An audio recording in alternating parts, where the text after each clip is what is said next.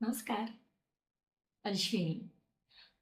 अश्विनी अक्षर या रसिकप्रेमी, वाचकप्रेमीच्या दुनियेमध्ये तुमचं मी सहर्ष स्वागत करते.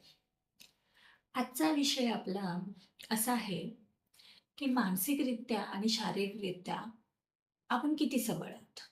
बरं, शारीरिकरित्या म्हटलं तर आपल्याकडे डॉक्टर्स आहेत. समाजाने एक त्याला अ, मान्यता दिली आहे, की बाबा तुम्ही डॉक्टरकडे जाऊ शकता, हे जाऊ शकता. बरं, आता तुम्ही म्हणाले, की "तू असं का म्हणतेस, की समाजाने मान्यता दिली आहे?" समाजाने मान्यता देणारा समाज म्हणजे कोण आहेत? आपणच की आपल्याच आजूबाजूची काही 4-5 माणसं. असं का म्हणते म्हटलं? अहो, असं म्हणते कारण काय, माझा विषयच तसा खोल आहे ना.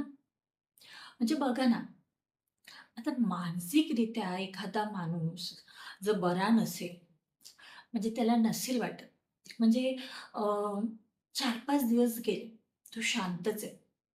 काहीच बोलत नाहीये. त्याला काही करू पण वाटत नाहीये.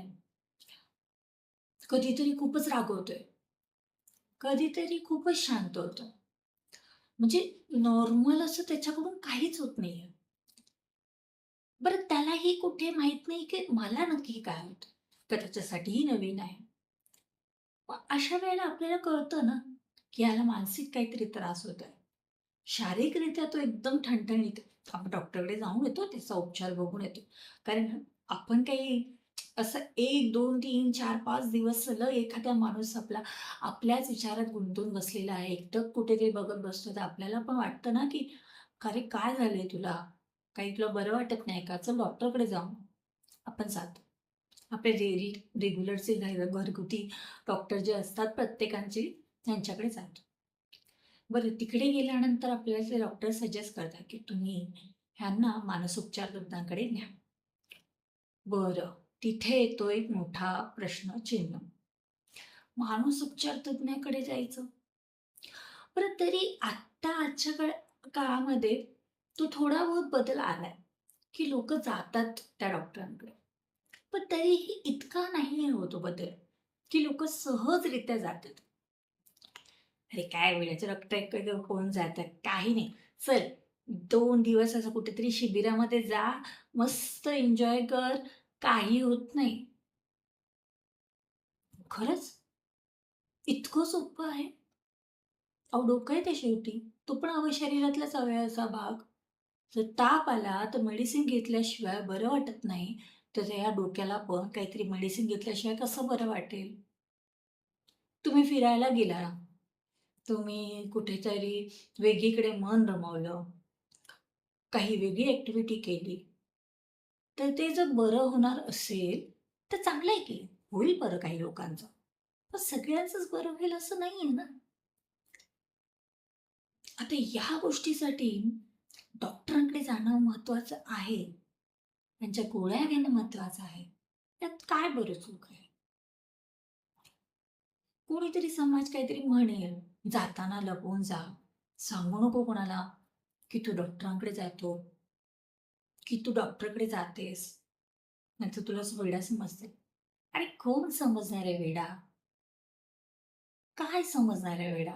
काय कळतं काय त्यांना? मानसिक आजार म्हणजे काय कळतो? आपण साधी ओळखही दाखवत नाही. आपण ज्या डॉक्टरांकडे जातो, की "अरे हे बघ, हे माझं ते क्लिनिक जिथे मी माझ्या मानसोपचार तज्ञाकडे जातो किंवा त्या कन्सल्टेशनकडे वाल्याकडे कन्सल्टिंग डॉक्टर आहेत त्यांच्याकडे जातो आणि माझं मनातलं व्यक्त करतो आणि ते मला काउन्सिल करतात. माझं मनातल्या गोष्टी सगळं ऐकतात आणि त्याच्यावरती ते मला एखादा मार्ग सुचवतात." का असं होत नाही? आपण असं का बोलत नाही? विचार करण्यासारखी गोष्ट आहे. आता कोरोनाच्या काळात या गोष्टीवरती खूप भाष्य झालं, खूप बोलणं झालं. पण त्याच्यानंतर परत तसंच होतं. बरं, काही लोकं तर अ, असे सहज बोलून जातात, "मी खूप डिप्रेस आहे." काही मुलं तर एकदम, "मला ना डिप्रेशन आलंय." अरे साधी गोष्ट आहे का? खाऊची गोष्ट आहे डिप्रेशन आलंय म्हणायला. डिप्रेशन काय असतं? कशाचं असतं? ह्याची तरी माहिती आहे का तुला? काय तर काय, थोडंसं काहीतरी टेन्शन आलं आणि डिप्रेशन आलं. अरे, डिप्रेशन हा वर्ड वापरण्याला पण म्हणजे मला कळतच नाही की त्यांना काय बोलावं? का? कशासाठी म्हणून वापरता तुम्ही एवढे मोठे-मोठे शब्द? ज्या आजाराची आपल्याला माहितीच नाही, त्या आजाराबद्दल इतकं मोठं भाष्य करायला मुभाच कोणी दिली तुम्हाला? बोलताना विचार करावा माणसाने. आपण काय बोलतोय याबद्दल. आजचा मुद्दा माझा इतकाच होता. तर तुम्हाला याबद्दल काय वाटतं? तसं बघायला गेलं तर खूप आहे बोलण्यासारखं. खूप जास्त आहे माझ्याकडे बोलण्यासारखं. पण व्हिडिओची मर्यादिता समजून घेता मी इतकंच बोलते. मला एवढंच बोलायचं आहे.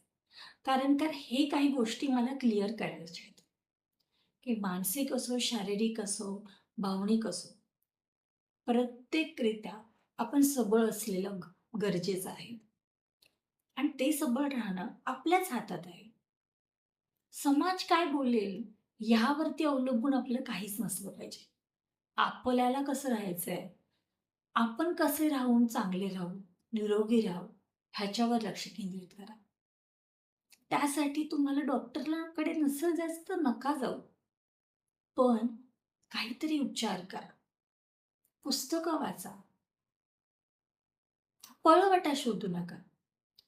खूपच गरज आहे तर मेडिसिन घ्या. डॉक्टरकडे जा. ती लाजेची गोष्ट नाहीये. ती तुमचं एक पाऊल निरोगी आयुष्याकडे नेणारी आहे. लक्षात ठेवा. धन्यवाद.